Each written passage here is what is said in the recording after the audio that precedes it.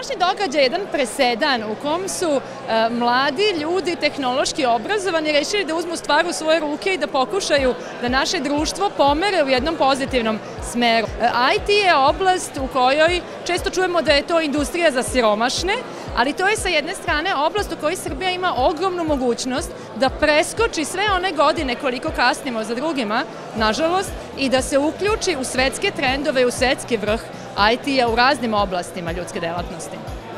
Za početak, energija koja je dolazila iz publike je nešto što nisam očekivao da bude toliko prisutno. Ogroman broj prepuna je praktično obe sale, oba nivoa Doma omladine ispunjene i ljudima iz korporativnog sveta, dakle izvršnim direktorima banaka, osiguravajućih kuća i nekih tradicionalnih biznisa, ali tu su i profesori sa tehničkih i netehničkih fakulteta, pomešani sa njihovim sadašnjim ili bivšim studentima. Bilo je fascinantno videti ekipu koja je stajala na sceni i u sali, to je definitivno sadašnjost i budućnost Srbije.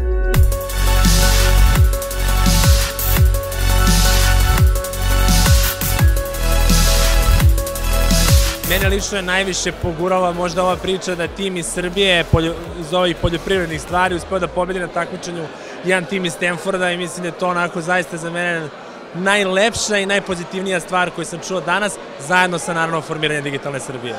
Ja dolazim sa instituta Biosense, mi se baš bavimo četvrtom industrijskom revolucijom, odnosno razvojem informacionih tehnologija za primene u poljoprivredi. Dakle, pokušavamo da stvorimo jednu poljoprivredu budućnosti u kojoj će poljoprivredniku život biti lakši, u kom će ulagati manje, a dobijati više prinosa i u kom će moći sve odluke da donosi na osnovu stvarnih informacija.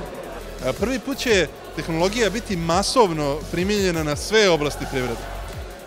I mislim da će društva koja uspešno urade simbiozu tradicionalnih privrednih grana, proizvoda i usluga sa novim digitalnim biti ona koja će biti najkonkurentnija na svetskom tržištu.